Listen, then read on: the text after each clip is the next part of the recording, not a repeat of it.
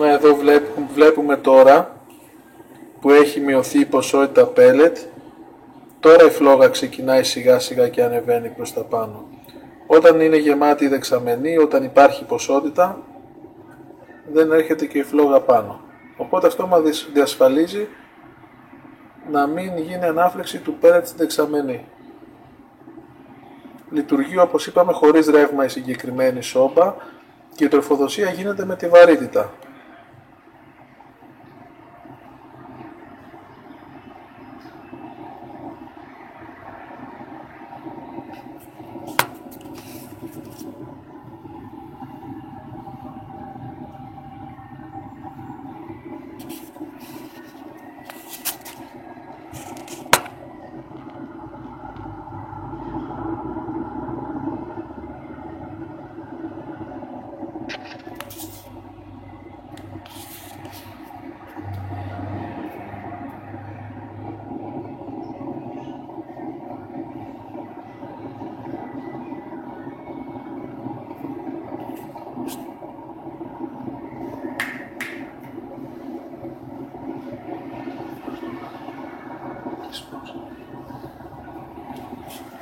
Τώρα θα δούμε, θα σπρώξουμε εδώ το μοχλό αυτόν, μόλις σου πω εγώ Μάρκο, για να δούμε από μέσα στη φλόγα τι γίνεται. Περίμενε.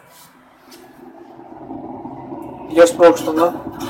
Βλέπετε ότι με το μοχλό αυτό γίνεται προώθηση του πέλετ στο χώρο καύσης και πάει ακόμα πιο μέσα.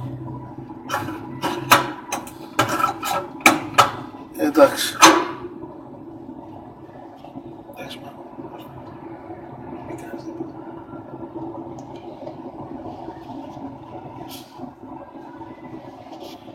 Τώρα λοιπόν μόλις καεί το πέλετ αυτό που είναι στο χώρο καύσης, θα σβήσει αυτόματα και η σόμπα μας.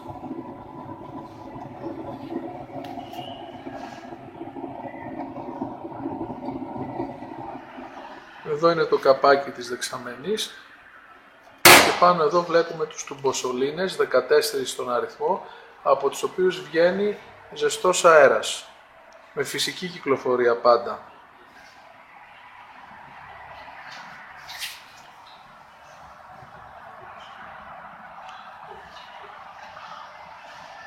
Η κυκλοφορία του αέρα γίνεται με εισαγωγή από το σημείο εδώ περιμετρικά γύρω-γύρω, περνάει μέσα στους τουμποσολίνες που σας έδειξα πριν ο ζεστός αέρας, ανεβαίνει πάνω και στη συνέχεια βγαίνει μέσα στο χώρο μας.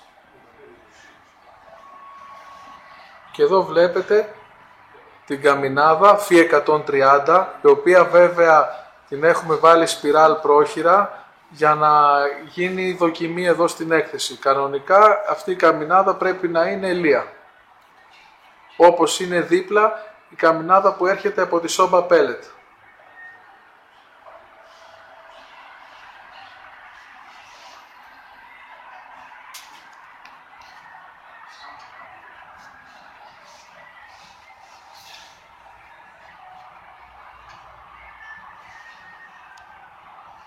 Βλέπουμε εδώ ότι υπάρχει διαφανές τζάμι μπροστά στο χώρο της δεξαμενής, ώστε να έχουμε οπτική εικόνα του τι γίνεται από το πέλετ, ώστε αν πηγαίνει να αδειάσει, να γίνεται η τροφοδοσία μας.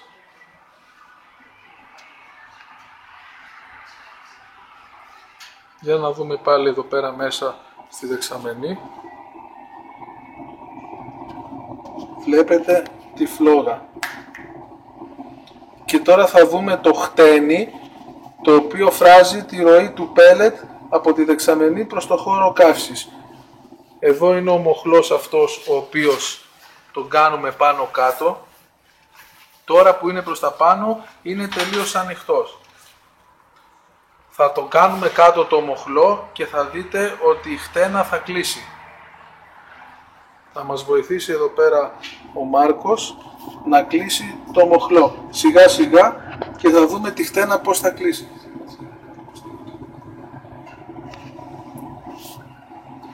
Βλέπετε εδώ τα χτένια που έρχονται και φράζουν τη δίωδο του πέλετ από τη δεξαμενή προς το χώρο καύσης. Τώρα Τώρα είναι εντελώς κλειστό το χτένι και δεν αφήνει το πέλετ να πέσει μέσα. Και θα δούμε σιγά σιγά να το ανοίξουμε τώρα. Να δείτε πως τραβιέται το χτένι πίσω.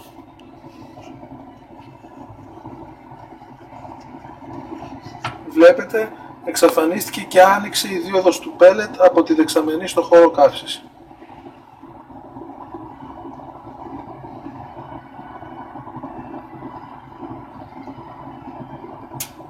Βλέπετε ότι ακόμα και τώρα η φλόγα είναι περιορισμένη κάτω στο χώρο καύσης και δεν έχουμε κανένα πρόβλημα. Ίσως ακούγεται και κάποιος θόρυβος που είναι ο αέρας που τραβάει η καμινάδα, φεύγουν τα καυσαέρια στον εξωτερικό χώρο.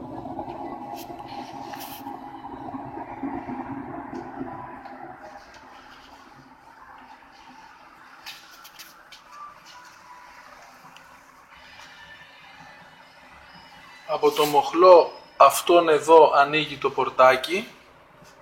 Εδώ βλέπουμε το μοχλό για τον αέρα εισαγωγής, τώρα είναι ανοιχτός, έχουμε μεγάλη ποσότητα αέρα εισαγωγής.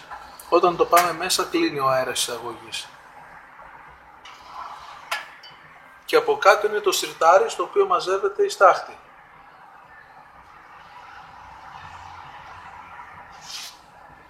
Ο μοχλός αυτός εδώ που βλέπουμε είναι για να καθαρίζει τη στάχτη που πέφτει πάνω στο σκαράκι. Στο χώρο καύσης υπάρχει ένα σκαράκι που διαχωρίζει το χώρο καύσης από το συρτάρι μας. Με αυτό το μοχλό εδώ έχει πάλι κάτι χτένια τα οποία καθαρίζουν το σκαράκι αυτό. Το κουνάμε δεξιά αριστερά για να καθαρίσει.